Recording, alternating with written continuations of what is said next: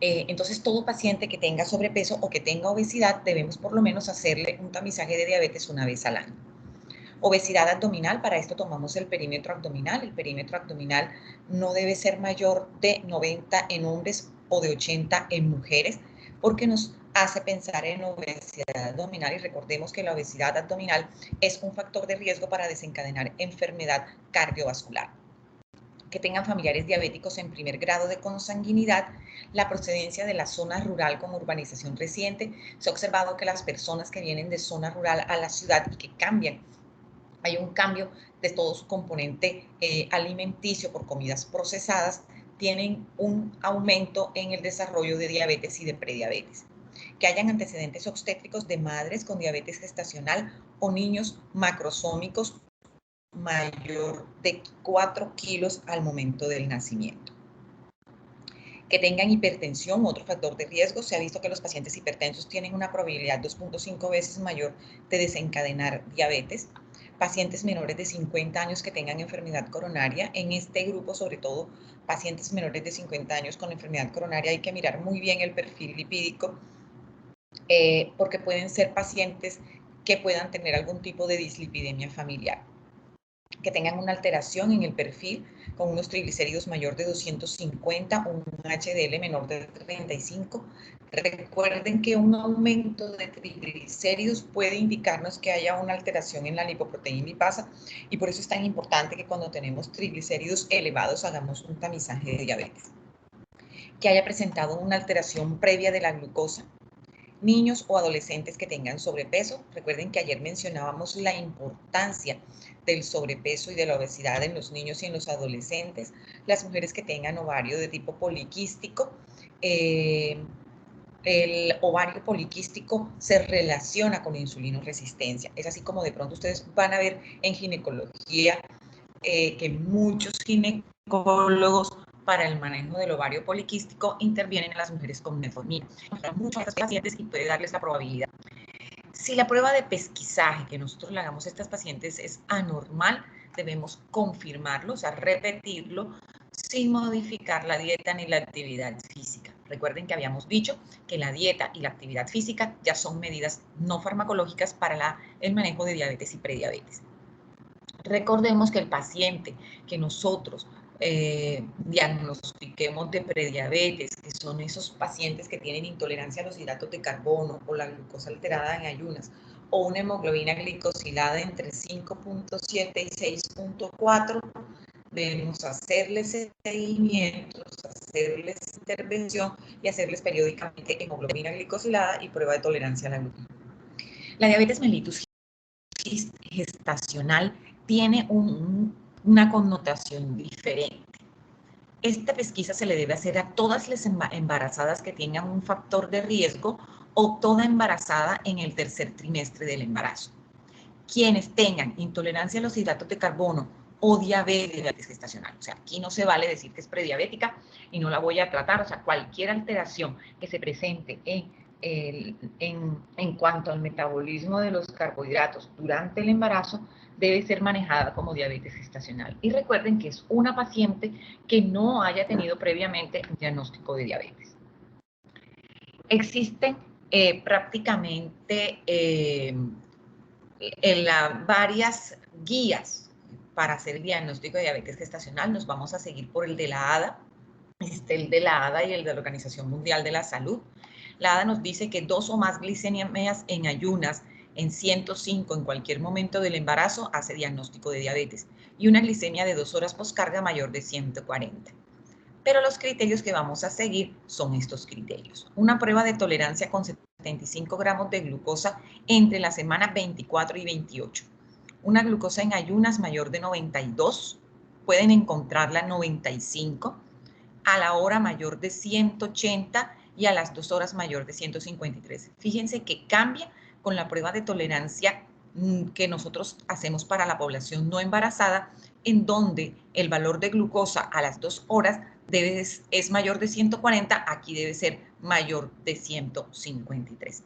Con estos criterios hacemos el diagnóstico de diabetes gestacional y por lo tanto se debe empezar la intervención. Normalmente las gestantes solamente con medidas no farmacológicas son necesarias para poder controlar, para llegar a su control glucémico, pero si necesitamos alguna intervención farmacológica, estaría indicada el manejo con insulina.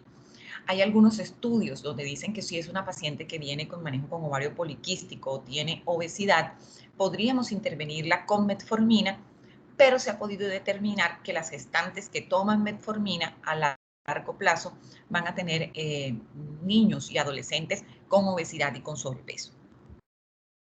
¿Cuáles son las metas? Esto nos tenemos que aprender. ¿Cuáles son las metas de control glucémico de nuestro paciente? ¿Por qué es importante esto? Porque yo tengo que determinar si con el manejo que le estoy haciendo a mi paciente está controlado o no está controlado. Entonces, un paciente diabético, para que esté controlado, debe tener una glucosa en ayuna menor de 130. No es que, ay, es que la glucosa te amanece en 160. Sí, sí, es que usted es diabético y nunca se le va a controlar. No, tenemos unas metas establecidas. Entonces, la glucosa en ayunas debe ser menor de 130. La glucosa 2 horas postprandial debe ser menor de 180. ¿Eso qué quiere decir? Que el paciente desayuna a las 8 de la mañana y se toma una glucometría a las 10 de la mañana, debe estar menor de 180. La hemoglobina glicosilada debe estar menor del 7%. Idealmente debería ser menor de 6.5%, pero entre más bajo queramos llevar nuestros pacientes a tener metas más bajas de hemoglobina glicosilada, tenemos o corremos el riesgo de que el paciente nos haga hipoglicemia. Entonces, en pacientes jóvenes que sean de una muy buena educación en su manejo de la diabetes, de pronto sí podemos ser más estrictos y mantenerlos en este valor de hemoglobina glicosilada menor de 6.5%. Se acepta una hemoglobina glicosilada del 8% si es un paciente que tiene mucho a ser hipoglucemia o un paciente que tiene comorbilidades como por ejemplo la insuficiencia renal crónica y la falla hepática y los pacientes con cirrosis hepática, que son condiciones clínicas de muy difícil manejo y de alto riesgo de hipoglicemia, porque la mayoría de los antidiabéticos orales se metabolizan a nivel del hígado y se eliminan por riñón. Entonces, estos pacientes se deben manejar con insulina, tienen alto riesgo de desarrollar hipoglucemia y por lo tanto se acepta un valor de hemoglobina glicosilada más alto. El colesterol LDL debe ser menor de 100, pero si es un paciente que tiene alto riesgo, ya esto cambió, no muy alto riesgo, sino que tiene alto riesgo, debe ser menor de 70. Y si es un paciente de muy alto riesgo, quiere decir el paciente diabético que ya tiene enfermedad coronaria establecida, la meta de colesterol LDL debe ser menor de 55 miligramos por decilitro. El HDL debe ser mayor de 40 en hombres, mayor de 50 en mujeres.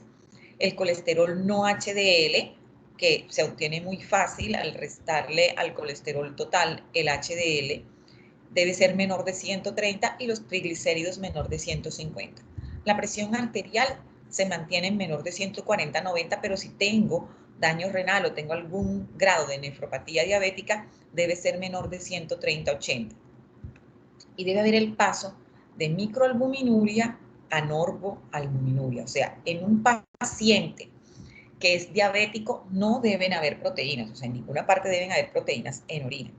Pero si yo tengo microalbuminuria, la microalbuminuria nos da para una nefropatía diabética grado 3. Cuando yo tengo microalbuminuria, si yo intervengo a este paciente con un adecuado control glucémico, con dieta y con fármacos como los inhibidores de la ECA o los ARA2, yo puedo revertir que ese paciente tenga microalbuminuria y ya no tenga albuminuria.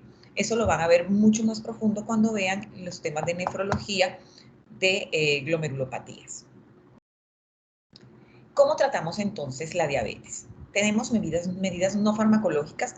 Debemos tratar siempre que nuestros pacientes estén adheridos a estas medidas no farmacológicas. Esto incluye una buena alimentación, actividad física, mantener un peso ideal. Esto quiere decir que si el paciente tiene sobrepeso o tiene obesidad, yo debo tratar de que el paciente llegue a sus metas adecuadas en el control del peso. Es un paciente que yo debo educar sobre un adecuado monitoreo de la diabetes, no solamente monitoreo de su control glucémico, sino también que el paciente entienda las características de la nutrición, tenga una valoración nutricional personalizada, sabiendo lo que puede comer, lo que no puede comer y lo que puede comprar para comer. Porque hay veces que uno le dice a un paciente del campo haga dieta y nos puede decir es que lo único que yo tengo para comer es arroz y papa o arroz y yuca.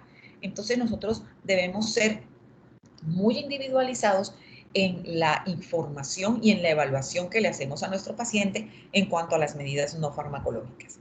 Dentro de las medidas farmacológicas tenemos los agentes orales, el manejo con incretinas, las insulinas y análogos y las drogas antiobesidad que también pueden tener un efecto en el control de la diabetes. Siempre debemos decirle a nuestro paciente cuando vamos a iniciar un tratamiento que tenemos drogas que son tomadas y drogas que son inyectadas. No podemos meterle miedo al paciente y decirle que si no es juicioso y no se controla le vamos a colocar insulina, porque cuando llegue a necesitarla, lógicamente vamos a tener un rechazo de nuestro paciente por un tratamiento que muchas veces es el único que le puede dar un control eficiente de sus niveles de glucemia. Dentro de la clasificación de los antidiabéticos orales tenemos las sulfonilúreas. Las sulfonilúreas es una droga que actúa a nivel de la membrana, a nivel de los receptores SURF1, abriendo los canales de potasio y permitiendo la entrada de calcio a la célula. Al producirse esta despolarización se liberan los gránulos de insulina. ¿Esto qué quiere decir? Que es una droga que hace que el páncreas aumente la producción de insulina. Entonces, yo no la puedo dar en un paciente en el cual yo sé que ya el páncreas no produce insulina, por lo tanto, está contraindicada totalmente y no sirve en los pacientes con diabetes tipo 1. Todo paciente con diabetes tipo 1 se maneja exclusivamente con insulina. Estos de primera generación ya no se están utilizando. Los de segunda generación tenemos la glibenclamida, que cada vez se utiliza menos. ¿Por qué? Porque tenemos otras drogas que tienen un mayor perfil de seguridad metabólico y cardiovascular. Y de tercera generación tenemos la glimepirida y la glicazida. La glibenclamida genera mucha ganancia de peso, mientras que estas de tercera generación tienen menos ganancia de peso que la glibenclamida. Las meglitinidas, repaglinida y nataglinida, actuaban disminuyendo, digo que actuaban porque ya casi no se utilizan en la práctica, y se daban para disminuir las glucosas, los niveles de glucosa postprandial. Las biguanidas son pilar del manejo, es un anti-hiperglucemiante. Entre estos tenemos la metformina. La metformina es una droga excelente que debería estar en todos los pacientes con diabetes tipo 2. La metformina va a producir una disminución de la gluconeogénesis, o sea, disminuye la producción hepática de glucosa y mejora la utilización de glucosa por el músculo esquelético, y también se ha visto que tiene otros efectos pleiotrópicos que mejoran la mecánica cardiovascular del paciente diabético. Entonces es una droga excelente. Como veremos a continuación, el principal efecto adverso que tiene son gastrointestinales. Las tiazolidindionas es un grupo de medicamentos que son muy buenos para disminuir la insulinoresistencia, pero que han ido saliendo del mercado poco a poco. El único que se encuentra actualmente es la pioglitazona, porque estas drogas se vio en estudios que aumentaban el riesgo de falla cardíaca y de enfermedad cardiovascular. Producen un efecto que aumenta la retención de sodio y agua y puede precipitar falla cardíaca en aquellos pacientes que tienen predisposición a falla cardíaca. Cada día se usan menos, aunque son unas drogas excelentes, actúan a nivel de los receptores PPAR. Ahora vamos a ver una gráfica donde les voy a explicar eso, porque también así actúan otras drogas como son los fibratos. Los inhibidores de la alfa-glucosidasa, como la carbosa, son drogas que cada vez se usan menos, prácticamente ya no se utilizan. Esto lo que hacían era que impedían la absorción intestinal de los azúcares. ¿Por qué se han dejado de utilizar? Lógicamente, si no se absorben los azúcares, queda una gran carga de azúcar a nivel del tracto gastrointestinal y del colon, y esto conllevaba a meteorismos, dolor abdominal, y que eran muy intolerantes para el paciente, y por eso se han dejado de utilizar este tipo de medicamentos. Aquí podemos mirar los sitios de acción de los fármacos. Lo que queremos es reducir la hiperglucemia.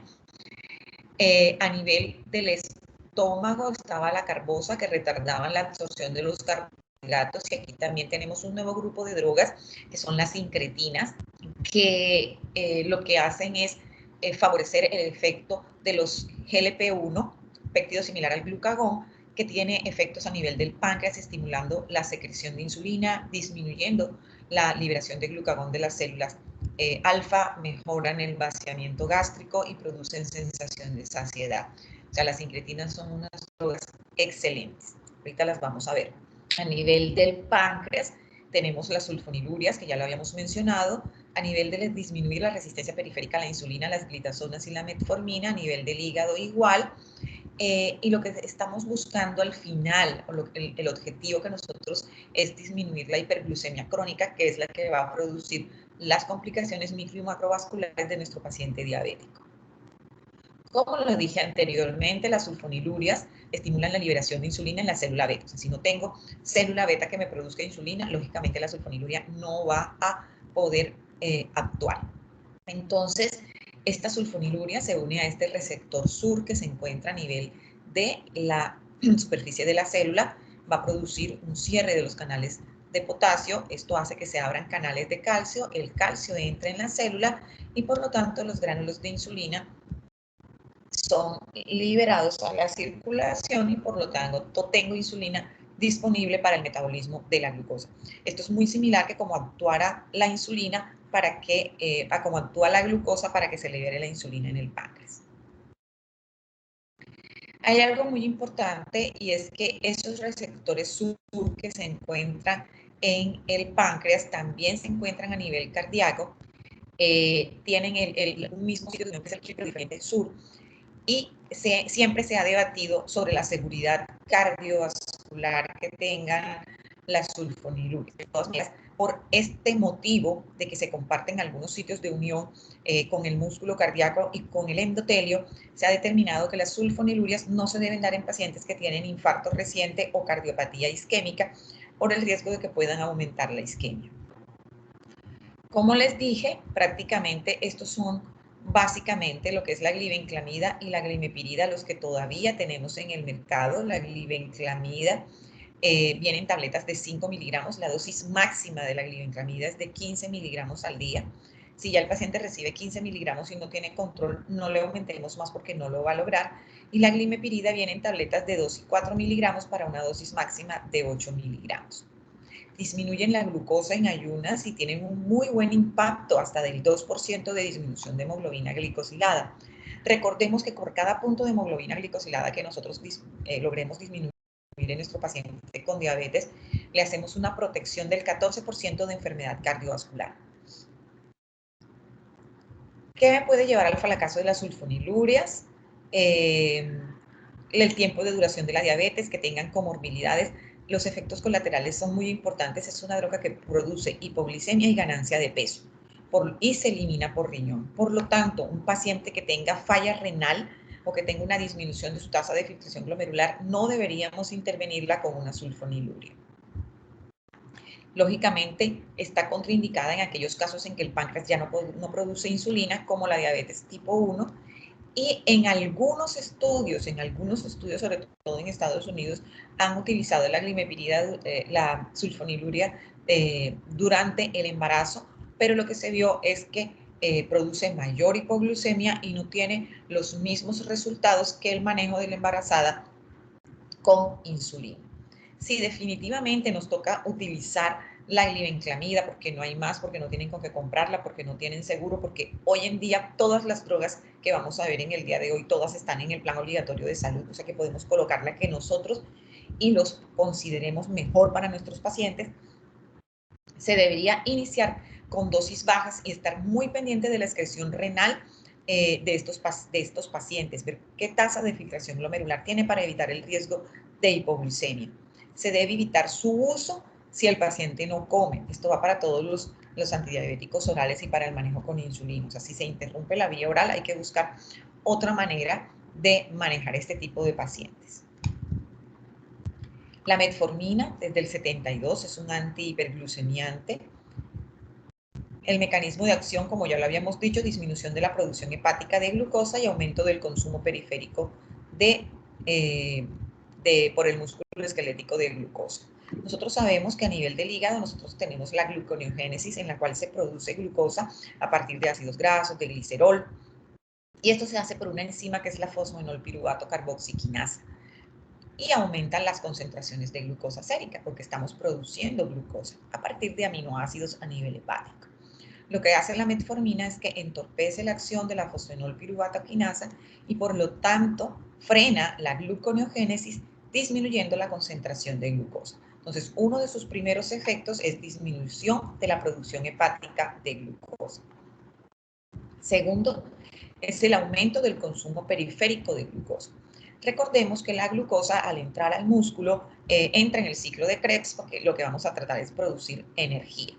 Tenemos dos vías, la vía aeróbica y la vía anaeróbica. La metformina bloquea la vía aeróbica y predispone la anaerobia que produce menos cantidad de ATP, por lo tanto se va a necesitar una mayor cantidad de glucosa para producir energía.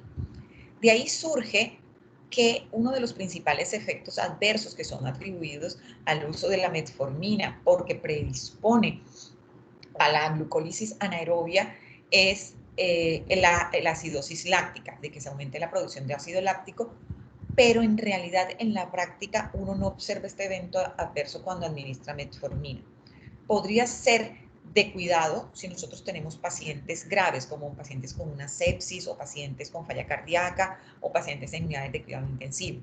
Pero estos pacientes que están críticos no reciben antidiabéticos orales, deben ser manejados con insulina.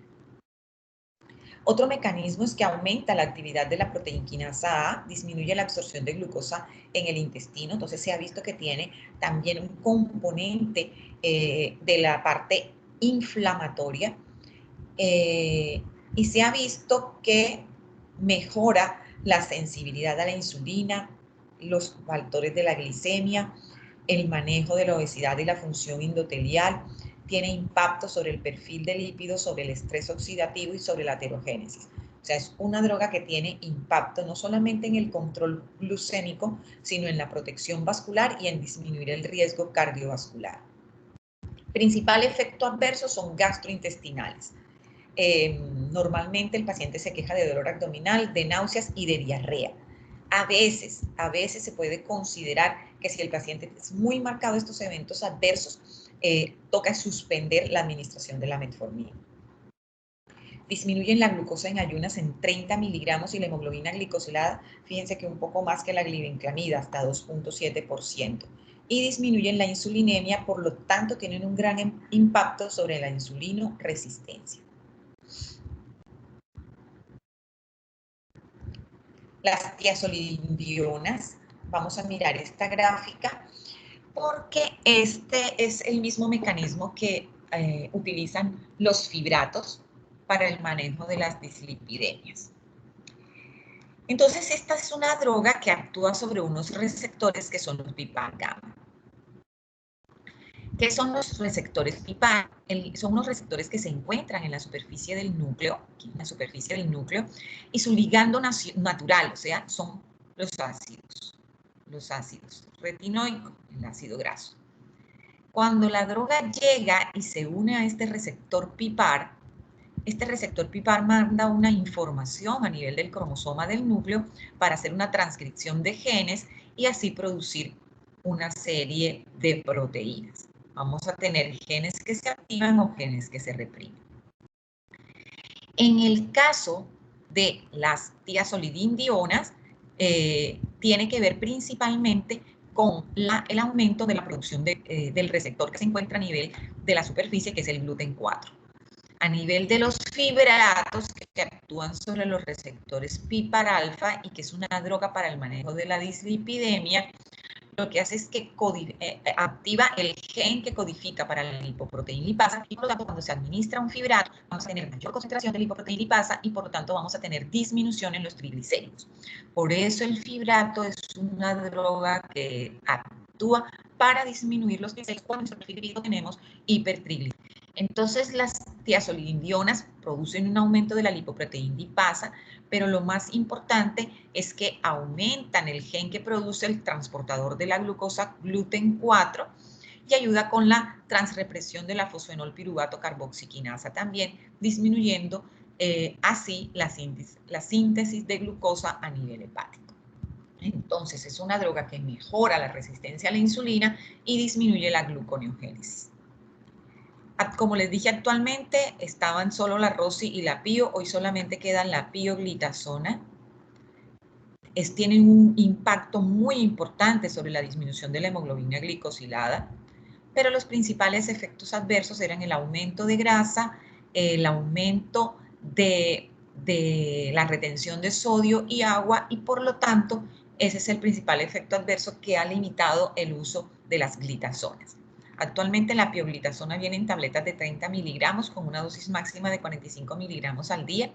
Cada día se consigue menos la comercialización de la pioglitazona. Se debe determinar el nivel de transaminasas porque es una droga que se metaboliza a nivel hepático, y si estos niveles de transaminasas aumentan 1.5 veces el control, se debe suspender el medicamento. No se deben administrar ni en embarazo, ni en lactancia, ni insuficiencia cardíaca. Los efectos principales eran la ganancia de peso y la retención hídrica, aumentando el riesgo de falla cardíaca. Aquí entonces estamos haciendo un resumen de los antidiabéticos orales. La metformina, un excelente hipoglucemiante oral, de utilidad también en pacientes con sobrepeso e hiperglucemia postprandial, pues que disminuye la gluconeogénesis hepática y la resistencia a la insulina. Poco riesgo de hipoglucemia, y tenemos la dosis máxima de la metformina son 2.000 miligramos al día, pero vienen tabletas de 500, 750, 850 y 1.000 miligramos. Ya hablamos de la glimepiride y glimepiride, hablamos de la carbosa, vamos de las tiazolidindionas. Hablemos de estos 3 grupos de fármaco que es el boom del manejo actual de la diabetes mellitus. El primero de ellos son los inhibidores de la dipeptidilpeptidasa 4, los inhibidores de DPP4. Recordemos que la DPP4 es una enzima que inactiva al GLP-1. Entonces, lo que hacemos al inhibir la enzima es permitir un mayor tiempo de vida del péptido similar al glucagón 1, que va a producir aumento de la secreción de insulina. Recuerdo que dijimos que las acciones de este GLP-1 son 4 primordialmente. Aumentan la secreción de insulina por parte de la célula beta del páncreas. Disminuyen la producción de glucagón por parte de la célula alfa. Mejoran el vaciamiento gástrico y a nivel del sistema nervioso dan la opción de la saciedad. Entonces, por lo tanto, es una droga que impacta no solo en el control glucémico, sino también en el control de peso. Entre estas tenemos la vildagliptina, sasagliptina, linagliptina y sitagliptina. Podemos administrarla sola, pero preferiblemente les va mejor al paciente cuando las combinamos con metformina. Todas se metabolizan en el hígado y se excretan a nivel renal, excepto la linagliptina, que se excreta por las heces. Y es la única de los inhibidores de DPP4 y casi que una de las drogas que podemos administrar en los pacientes que tienen insuficiencia renal crónica, porque es una droga muy segura para poderla administrar en los pacientes con falla renal. Estas fueron las primeras que salieron, los inhibidores de DPP4, pero luego se empezó a investigar y se dijo, ¿por qué en vez de inhibir que se degrade el GLP-1, no administro GLP-1? Entonces se crearon las drogas que son los análogos de GLP-1. Entre estas tenemos el exenatide, liraglutide y semaglutide. No se han podido todavía establecer para que sean por vía oral. Ya existe la semaglutide oral, todavía no está aprobada por la FDA, todavía está en fase experimental, pero será una droga excelente cuando llegue al mercado. El exenatide está para inyección semanal, el liraglutide para insulina y el semaglutide, que es una droga excelente para el manejo de la diabetes, y estas drogas por demás han demostrado disminuir los eventos cardiovasculares, y el liraglutide es una de las drogas que junto con los inhibidores de SGLT2 han demostrado disminución de mortalidad en los pacientes con diabetes. O sea, cuando ya nosotros hablamos de que impacta en la mortalidad, es una droga que no solamente va a tener un control glucémico, sino que va a mejorar la calidad de vida de nuestro paciente con diabetes. Estas drogas se administran por vía subcutánea. Ya como lo dije anteriormente, el semaglutide se administra semanalmente por su perfil farmacocinético. El liraglutide sí se administra por vía también subcutánea diaria. El liraglutide ya está aprobado en nuestro país para el manejo de la obesidad con el nombre de Exasenda. Hasta los entrenadores se sienten con con el poder de decirle a los obesos que se inyecten la liraglutide, pero eso no es así. Cuando nosotros vamos a hacer un manejo de la obesidad, debemos hacer un buen perfil metabólico primero de nuestro paciente. Entonces, hay liraglutide para el manejo de la obesidad, que es una dosis diferente a la dosis de la diabetes. Para la dosis de diabetes, la dosis máxima de la liraglutide es 1.8 y para el manejo de la obesidad es 3 miligramos subcutáneo día en dosis de mantenimiento. Los análogos de GLP-1 es una droga excelente para el manejo de nuestro paciente porque controlamos hemoglobina glicosilada, controlamos el peso del paciente porque pierden peso y por lo tanto tenemos un impacto a nivel cardiovascular. Los inhibidores de cotransporte sodio-glucosa también son una droga excelente. Las guías actuales dicen que si un paciente diabético de reciente diagnóstico tiene enfermedad cardiovascular establecida o muy alto riesgo cardiovascular, debe, antes que recibir metformina, un análogo de GLP-1 o un inhibidor de SGLT2 para impactar a nivel cardiovascular. ¿Qué hacen estos inhibidores de cotransportador sodio-glucosa? Inhiben a nivel del túbulo contorneado proximal el cotransportador sodio-glucosa a nivel de la nefrona, aumentando la excreción urinaria de la glucosa. Lógicamente, al aumentarse la excreción urinaria de la glucosa, tienen varios efectos. Al producirse esa glucosuria, se disminuye la glucosa a nivel sérico, lógicamente disminuyen la glucosa. La glucosa arrastra agua y por lo tanto tiene un efecto sobre las cifras tensionales, ayudan a disminuir el peso del paciente, mejoran la mecánica intrarrenal a nivel del glomérulo y por lo tanto mejoran y evitan el agravamiento de la nefropatía diabética. Son unas drogas excelentes y se han visto, como en el estudio EMPA-REC con empaglifosina, que hubo un impacto sobre la mortalidad. Entonces, solo 2 drogas para el manejo de diabetes hasta ahora han impactado en mortalidad, como son la liraglutide y la empaglifosina. Las demás, semaglutide y las otras, han impactado en el triple MACE, o sea, en la presencia de infarto, evento cerebrovascular y enfermedad coronaria aguda. Son drogas excelentes. El efecto adverso principal de estas drogas son las infecciones del tracto urinario, pues lógicamente si tenemos una gran carga de glucosa a nivel de la orina, hay mayor probabilidad de que el paciente pueda tener infecciones urinarias. Con la canaglifosina se vio un aumento en las amputaciones en pacientes que tenían previamente enfermedad arterial periférica, por lo tanto hay que tener mucho cuidado cuando vayamos a utilizar canaglifosina. Y hay otra droga que también se encuentra en estos grupos, que es la dapaglifosina. La dapaglifosina, en los últimos estudios se ha demostrado que previene las hospitalizaciones y la mortalidad por falla cardíaca y por lo tanto es una droga que ya se está indicando para el manejo de la falla cardíaca incluso en pacientes que no son diabéticos. Pueden revisar el estudio DAPA-HF, en donde pueden encontrar las evidencias del impacto que tiene la dapaglifosina sobre la falla cardíaca. Entonces, fíjense, una cantidad de medicamentos que van a impactar en el manejo de nuestro paciente con diabetes y que podemos llevar a un adecuado control glucémico. Bueno, entonces esos son los antidiabéticos orales, son drogas excelentes. Eso debieron haberlo visto pues el semestre pasado en farmacología. Simplemente a mí me gusta integrarlo con la parte de diabetes para que ustedes puedan ver el impacto de esto. Por último, vamos a hablar sobre las insulinas. Antiguamente, digo antiguamente, porque ya esto se revalúa, siempre se había dejado, bueno, esto continúa, la diabetes tipo 1 para el manejo, la insulina para manejo de diabetes tipo 1, pero la diabetes tipo 2 se daba la insulina al final cuando se agotaban otras drogas o otros antidiabéticos orales. Definitivamente uno determina en qué momento puede con insulina cuando han fallado otros antidiabéticos orales. Ahora tenemos la opción de los análogos de GLP-1 y eso nos da todavía un compás de espera mucho mayor antes de colocar insulina a un paciente con diabetes tipo 2. Primero vamos a revisar y a recordar cómo es la insulinoterapia normal. Lo normal es que tenemos 3 picos, pues para las personas que se comen sus 3 comidas, no para aquella que hace predesayuno, desayunito y merienda del almuerzo. Entonces, para una persona normal con sus 3 comidas, tenemos el pico del desayuno, el del almuerzo y el de la cena.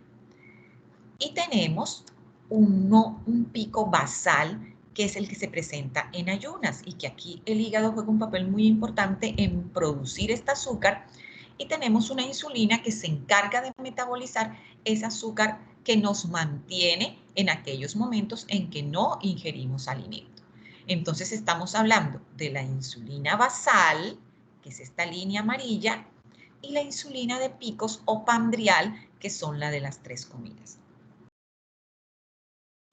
Entonces, la que se produce por el alimento son los picos, que viene teniendo un requerimiento diario aproximado de un 50%, y la que habíamos dicho que es la basal entre comidas, que es producida por el hígado, que tiene un requerimiento entre el 50 y el 65% de insulina. ¿Cuándo está indicada la insulina? Primero, todos los pacientes con diabetes tipo 1, en aquellas emergencias, que las dos grandes emergencias que tenemos en la diabetes son el estado hiperosmolar y la cetoacidosis diabética, las pacientes con diabetes gestacional o un paciente que haya tenido una pancreatectomía total. Recuerden que este paciente no es diabetes tipo 1, entraría en otras formas de diabetes. O sea, el paciente tuvo un tumor, se le quitó el páncreas, tiene que recibir insulina porque no tiene de dónde producirla. La diabetes tipo 2 puede recibir insulina cuando el paciente falla a la administración de los antidiabéticos orales. En los pacientes durante el pre y posoperatorio, si ustedes ven estrés quirúrgico, insuficiencia renal crónica, insuficiencia hepática, quiere decir que la mayoría de los pacientes o todos los pacientes que están en un hospital sometido a algún estrés médico deberían ser manejados con insulina y no con los antidiabéticos orales. El origen, pues las primeras insulinas fueron de tipo bovino, porcino, luego se empezaron a sintetizar las insulinas muy parecidas a la humana, y hoy tenemos unas insulinas que son las insulinas análogas, que son muy similares a la insulina humana.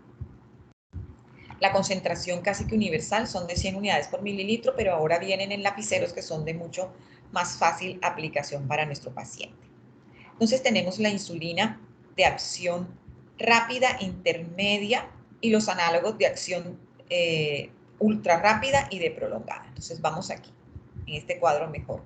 Entonces tenemos la insulina de acción rápida, que tiene un inicio de acción entre media y 1 hora, máximo de 2 a 4 horas, y puede terminar hasta las 6 horas. Esta es la insulina cristalina, que de pronto todos han oído escuchar, y fue una de las primeras insulinas. La insulina de acción intermedia, que tiene un pico de acción entre 6 a 8 horas y que tiene un pico máximo de 12 horas más o aproximadamente. Esta es la insulina NPH. La insulina ultra rápida, que ya esta es una insulina análoga, actúa a los 15 minutos, máximo demora 1 o 2 horas y termina a las 4 horas. O sea, esta insulina es muy similar a la acción de la insulina natural que nosotros producimos. Y las insulinas de acción prolongada tienen un máximo de duración de aproximadamente 24 horas. Esta de acción prolongada son las insulinas análogas, como la insulina glargina, como la insulina detemir, y son las que van a mantener esa línea basal, como veremos a continuación. Entonces, las insulinas de acción rápida, estas se pueden administrar por vía subcutánea o por vía intravenosa. Ya dijimos que tiene un pico de acción, inicia a las 30 minutos y tiene un pico de acción máximo a las 2 horas. Si nosotros colocamos esta en una gráfica, que sería la insulina cristalina, esta sería más o menos el tipo de acción que lograríamos con la insulina cristalina, una insulina de acción rápida. Ahora, estas insulinas de acción ultra rápida, como la insulina Lispro, la aspartato y la glulicina,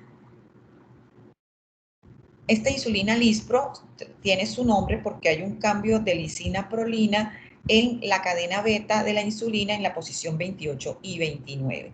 Esto lo hace mucho más rápida y modifica el tiempo de acción hacia un perfil mucho más fisiológico.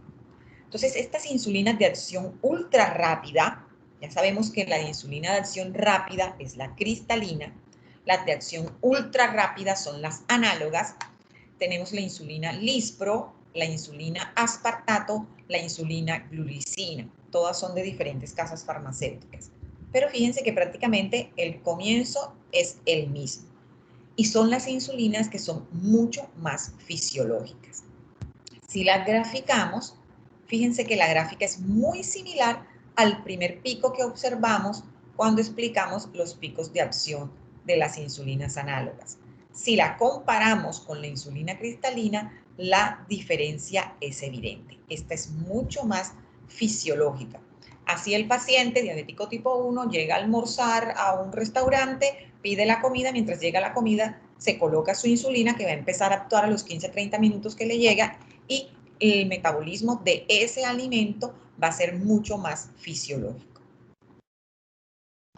Su comienzo de acción es más rápido, pico más temprano, es más corto, se pueden administrar antes de comer o después de la comida y su uso es por vía subcutánea. Aquí tenemos, fíjense que esta gráfica es muy parecida a la que colocamos al comienzo de los picos de desayuno, almuerzo y cena fisiológicos. La insulina NPH, que por largo tiempo la utilizamos, entonces es una insulina que fíjense que el pico máximo lo hace a las 8 horas, pero fíjense que esta es la curva que hace la insulina NPH. Recordemos que la insulina basal llevaba una curva que era totalmente una línea, no presentaba estos picos y estas bajas. Si nosotros graficamos la insulina NPH, nos damos cuenta que no es fisiológica. Fíjense que aquí el paciente queda desprotegido, aquí el paciente queda desprotegido, y normalmente estos son pacientes que hacían picos de hiperglicemia entre desayuno y cena, de pronto ocurría el almuerzo dependiendo del horario en el cual administrábamos la insulina NPH. O se podía dar el caso contrario, que se colocaba esta insulina a las 5 de la tarde y si el pico es hacia las 8 de la noche, contemos 6, 7, 8, 9, 10, 11, 12, 1. En la madrugada hacía el pico y normalmente una persona normal a esas horas estaba dormida y muchos de estos pacientes a veces hacían hipoglucemias en la madrugada que no eran, no se podían detectar por el personal ni por los familiares y tenían consecuencias graves en algunas ocasiones para la salud del paciente. Entonces la insulina NPH prácticamente que se ha dejado de utilizar, pues ya uno la utiliza pues cuando no hay otra cosa con que manejar el paciente y necesitamos colocar insulina. Pero este es un paciente que se mantenía por fuera de metas. Y tenemos las insulinas análogas, como la insulina glargina, que el nombre más conocido es insulina Lantus. Aquí hay un cambio de glicina por asparagina en la posición 21 y en la cadena beta se adicionaban 2 argininas y así se tuvo la insulina Lantus. La acción no tiene pico de acción, es más basal y fisiológica y dura aproximadamente 24 horas y se hace una dosificación una vez al día. Si yo voy a iniciar un paciente nuevo con insulina, iniciamos con una dosis de 10 unidades de estas insulinas análogas. Si voy a cambiar de NPH, que viene con una dosis única, la paso a la misma dosis. Ejemplo, venía recibiendo 20 de NPH, la paso a 20 de la insulina análoga. Si tiene doble dosis, porque la NPH se debe administrar en 2 dosis normalmente, uno sumaba la dosis de la mañana y la tarde y la dosis total se iniciaba con el 80% con la insulina análoga. Si nosotros graficamos la insulina glargina, fíjense que la gráfica es muy similar a la insulina. ¿Esto qué quiere decir? Que tenemos en el mercado insulinas que bien utilizadas van a asimilar lo que hace la actividad del páncreas. Tenemos la insulina basal, tenemos la insulina glargina, la insulina aspartato, la insulina detemir, la insulina ultra. En resumen, si estos son picos y este es la basal, miren por dónde va la insulina cristalina, va por fuera del pico, es la línea roja. Miren la insulina amarilla, que sería la insulina ultra rápida, va perfectamente con los picos de desayuno, de almuerzo y de comida. Y si le metemos la NPH, pues definitivamente nada que ver. En conclusión, tenemos las nuevas insulinas, que son las insulinas análogas, con las cuales podemos manejar la insulina basal y los picos pandriales para poder tener un adecuado control de nuestro paciente diabético tipo 1.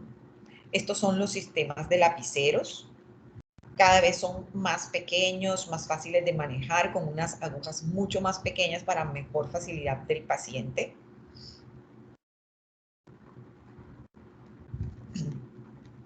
La insulina basal, entonces, va a controlar la producción hepática de la glucosa entre las comidas, que recordemos que es el 50% de las necesidades diarias, y los bolos son los que van a manejar el incremento inmediato que se presenta con las comidas y que está entre el 20 y el 30% de los requerimientos de insulina normal.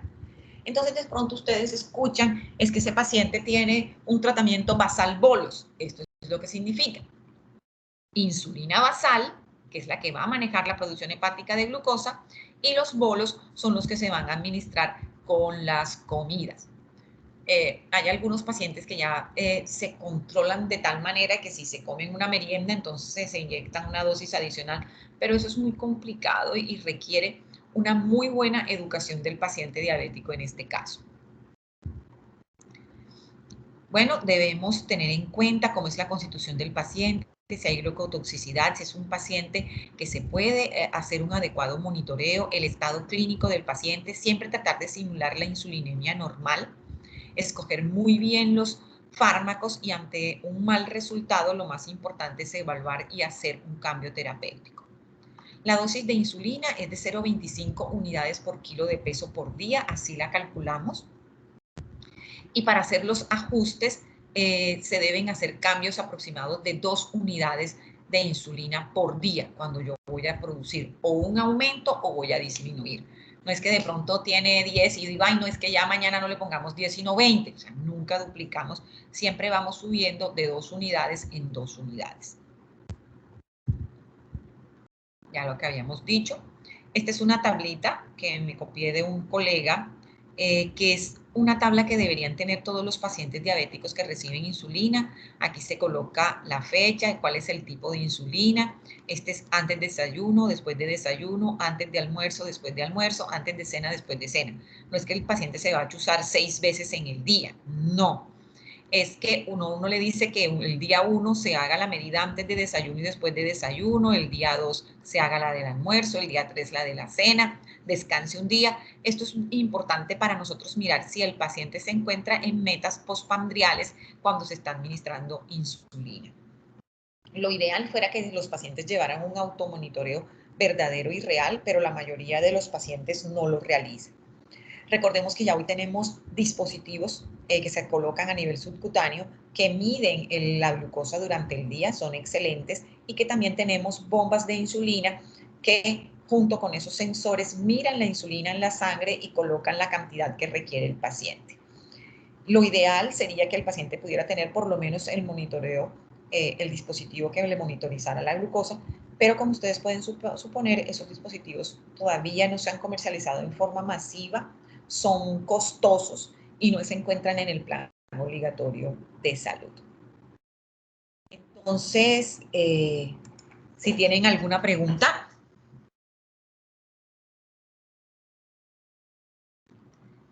De pronto es un tema un poquito extenso, pero ahí hemos abarcado lo básico en cuanto al diagnóstico, en cuanto a la clasificación y en cuanto al manejo del paciente con diabetes tipo 2 y diabetes tipo 1. ¿Tienen alguna pregunta?